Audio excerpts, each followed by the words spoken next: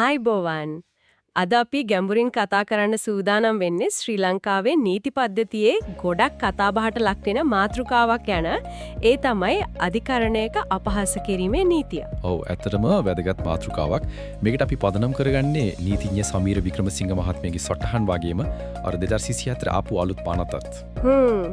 අංක 8 දරන පනත නේද? ඉතින් අද අපි බලමු මේ අධිකරණයට අපහාස කිරීමේ කියන්නේ සරලවම මොකක්ද? ඒකේ නීතිමය පැත්ත ප්‍රතිවිපාක වගේම අර අපේ අදහස් ප්‍රකාශ කිරීමේ නිදහසත් එක්ක මේක ගැටෙන්නේ නැතුව තියෙන්නේ කොහොමද කියලා. හොඳයි මුලින්ම කියන්න ඕන දේ තමයි මේක නිකන්ම සිවිල් වරදක් නෙවෙයි. ඒ කියන්නේ වන්දියක් ගෙවලා ඉවර කරන්න පුළුවන් දෙයක් නෙවෙයි. ඒ කියන්නේ අපරාධ වරදක් විදිහට. ඔව් අපරාධ වරදක් විදිහට තමයි නීතිය සලකන්නේ.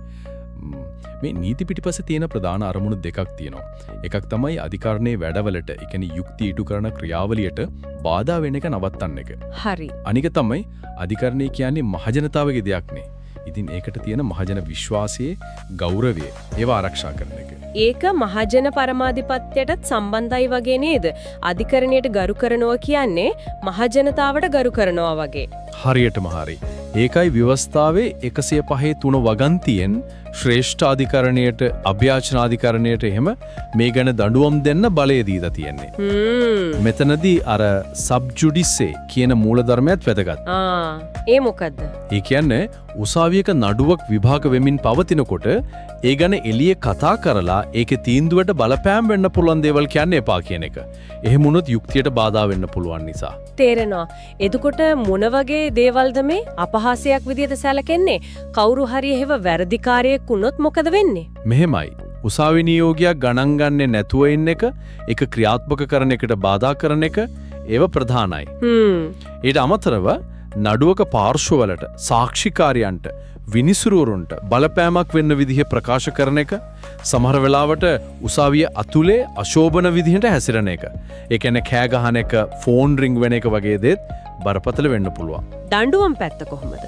දඬුවම් ඉතින් අර අධිකරණ සංවිධාන පනතේ හැටියට උසාවිය තත්ත්වය අනුව වෙනස්. මහාධිකරණයට අපහාස කළොත් සමහර විට අවුරුදු 5ක් දක්වා හිර යන්න වෙන්නත් පුළුවන්. රුපියල් 5000ක වගේ දඩයකුත් එක්ක. අනෙක් උසාවිය වලට දඬුවම් තියනවද? ඔව්. දිසාධිකරණයට අවුරුදු 2ක් දක්වා, මහේස්ත්‍රාත් උසාවියට මාස 18ක් දක්වා වගේ සිර දඬුවම් දඩත් එක්ක දෙන්න බලය තියෙනවා. අර ව්‍යවස්ථාවේ 119 වගන්තියේ චීන කාරණේත් මේකට ටිකක් සම්බන්ධයි නේද? අධිකරණ කටයුතු වලට අනිසි විදියට මැදිහත් වෙන එක? ඔව්. ඒකත් බරපතලයි. ඒකෙදී වැරදිකරු වුණොත් සිර දඬුවම් දඩ විතරක් නෙවෙයි අවුරුදු 7ක් වගේ යනකල් ඡන්දයිතිය, රජයේ තනතුරු දරන එක වගේ දේත් අහිමි වෙන්න පුළුවන්. හරිව සංකීර්ණයි වගේ. මේ නීතිය තිබුණත් අර 2024 අලුත් පනතාවේ මේක තව පැහැදිලි කරන්නද? ඒකෙන් මොකක්ද උනේ? ඔව්. ඒ 2024 අංක 8 දරන පනත හරිම වැදගත්. ඒකෙන් උනේ මේ අධිකරණයට අපහාස කිරීම කියන එක මොකක්ද කියලා තව පැහැදිලි කරලා විධිමත් කරපු එක. ඒ කියන්නේ කලින් තිබ්බට වඩා නීතිය පැහැදිලි වුණා. ඒක හොඳ දෙයක්. එතකොට මේ අලුත් පනතේ හැටියට අපහාසයක් වෙන්නේ මොන වගේ දේවල්ද? නිශ්චිතවම. පනතේ 3 වෙනි වගන්තියේ එක තියෙනවා. උදාහරණයක් විදිහට අධිකරණ බලය හිතාමතාව පහත් කරන, අගෞරව කරන විදිහ ක්‍රියා. නඩුවක් කියනකොට ඒකට අනිසි විදිහට බලපෑම් කරන්න, අගතියක් කරන්න හිතාගෙන කරන දේවල්. අධිකරණ නියෝග හිතාමතාම ගණන් නොගන්න එක. අධිකරණය ගැන බොරු ප්‍රචාර පැතිරවීම වගේ දේත් අධිකරණයේ බලය, ගරුත්වය අවමානයට ලක්වෙන විදියට බොරු ප්‍රචාර කරන එක, ප්‍රසිද්ධ කරන එක, තව අවසර නැතුව උසාවිය ඇතුලේ රෙකෝඩ් කරන එක, ඒවා එළියට දාන එක, විකෘති කරන එක, විනිසුරුවරුන්ව පුද්ගලිකව විවේචනය කිරීම වගේ. ඒකත් තියෙනවා.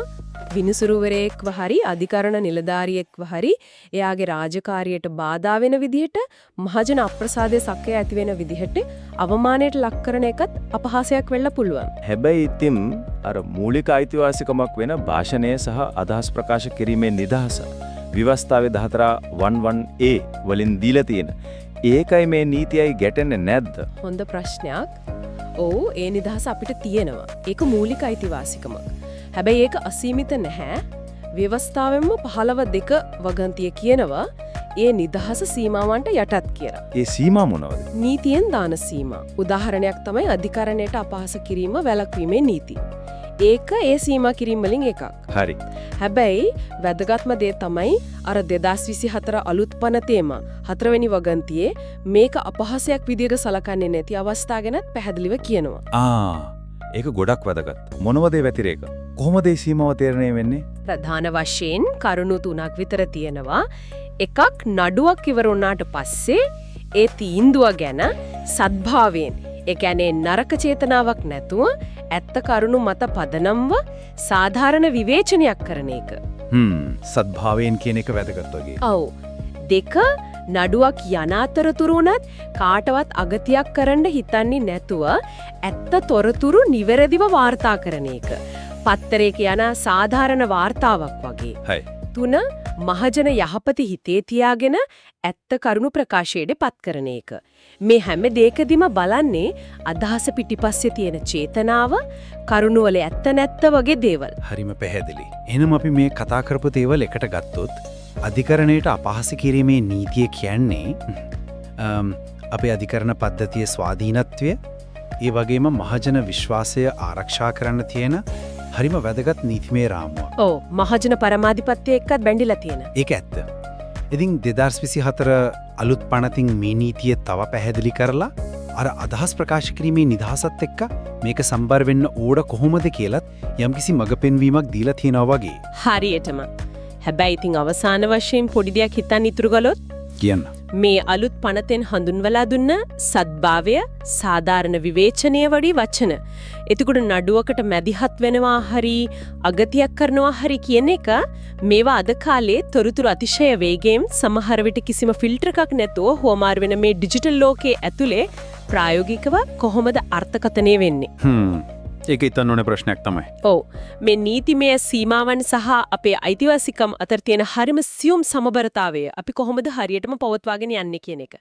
ඒක දිගටම අපි අවධානයෙන් ඉන්න ඕන කාරණයක්.